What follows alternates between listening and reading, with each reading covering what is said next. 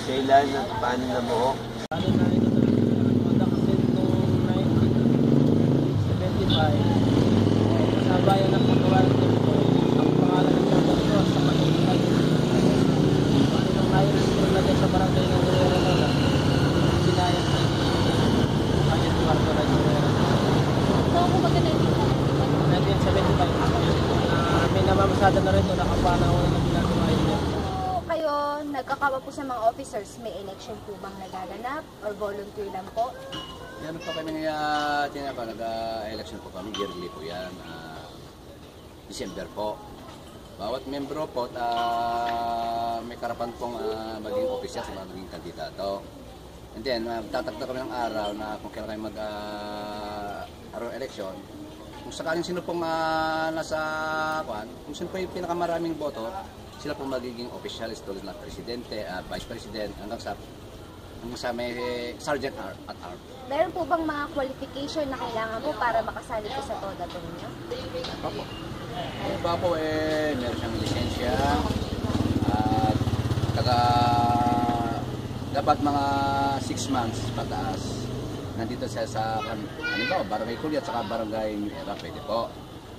Pangalawa po, wala siyang record. Kukuha po siya ng halimbawa, NBI clearance, barangay clearance, kung ano pang mga kakailangan. Mayroon po bang mga rules sa trabaho niyo po?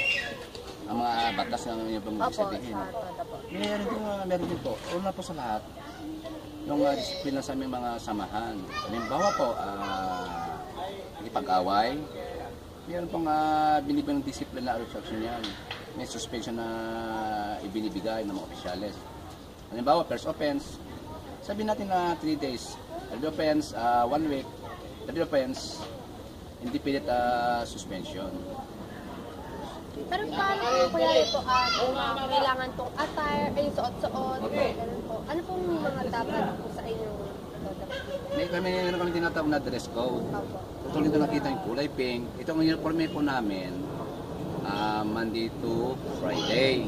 Then pag Saturday naman po, dilaw. And then pag Sunday po, any color na po. Saka sa amin po, hindi pwede yung chinelas na disipit. Kailangan sandal.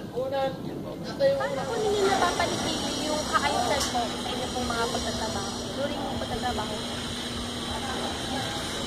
Yung kaayusan? Okay. Ila po, kaya sa sino po yung may pagbiyahe? Normal na guys, nagpagalis karamihan naman ang mga dito. Pero meron po ba kayo, dito po kayo, sa bukas po kayo. Pagka meron po bang masasabi sa inyo na dapat dito po kayo ngayon? Wala. Kung saan lang po ninyo?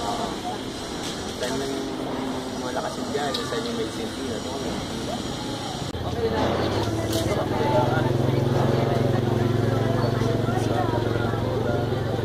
Gaya po ng may mga rules po ba? Gaya po ng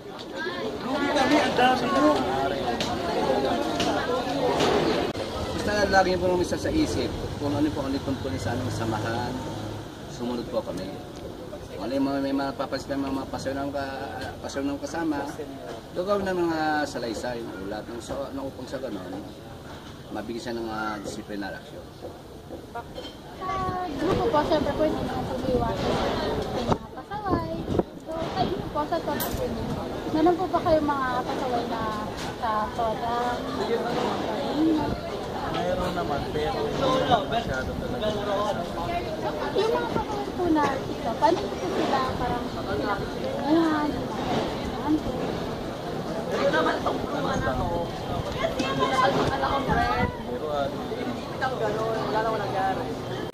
Meron pa rin, kaya lang limitado rin yung pagiging pasaway nila dahil kinokontrol naman dito ng tayo. Kinokontrol ng barangay. Ay mga tao, iba-ibang mga ugali.